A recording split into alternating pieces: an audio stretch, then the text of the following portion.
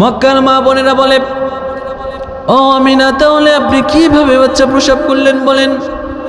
মা আমিনা আলাইহিস সালাতু ওয়াস সালাম বর্ণনা করে বলে, ও মক্কার মা বোনেরা শোনো, আমার যখন বাচ্চা প্রসবের সময় হলো, আমি তখন আমার ডান পাশে বসা ছিল সোয়েবা, আবুল হাবের বান্দি সোয়েবা, এবং ডান পাশে বসা ছিল উম্মে আইমান।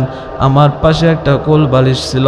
আমি কোল বালিশের উপর ভর দিয়ে আমি যখন ঘুমের ঘরে চলে গেলাম, ঘুমের ঘরে গিয়ে আমি স্বপ্নে দেখি আমার ঘরের মধ্যে নূরের তাজাল্লি মারতেছে, ফোকাস মারতেছে। আমি আরো যা দেখতে পাইলাম, ইসলাম পূর্বের রমণী 3 জন মহিলা আমার ঘরের মধ্যে আসছে। তো মহিলাকে আমি জিজ্ঞেস করলাম, মা আপনি কে? মহিলা জবাবে বলে, আমিনা, তুমি আমাকে চিনবে না, আমি হলাম আদম আলাইহিস সালামের পত্নী হাওয়া আলাইহিস সালাম। এইবার পাশের জনকে আমি জিজ্ঞেস করলাম, মা আপনি কে?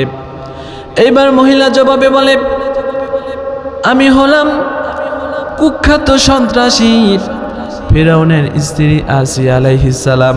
পরের জনকে জিজ্ঞেস করলাম, মা আপনি কে?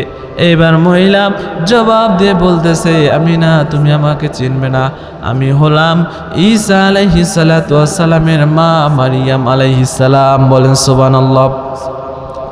মা আমিনা আলাইহিস সালাম এবার ডাক দিয়ে বলতেছে, মা আপনারা এই গরিব ঘরের মধ্যে কেন আসছেন? আমি তো গরিব মানুষ, আমার ঘরে আপনারা আসছেন কি জন্য আসছেন?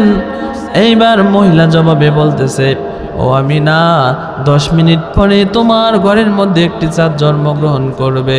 10 মিনিটের মধ্যে তোমার ঘরে একটা চাঁদ জন্মগ্রহণ করবে। আল্লাহ পাক রব্বুল আলামিন তোমার ডেলিভারি যেন সহজ হয়, তোমার বাচ্চা প্রসব যেন সহজ হয়, এর জন্য আল্লাহ পাক রব্বুল আলামিন আমাদেরকে মেডিকেল টিম হিসেবে তোমার ঘরে পাঠিয়েছে। বলেন সুবহানাল্লাহ।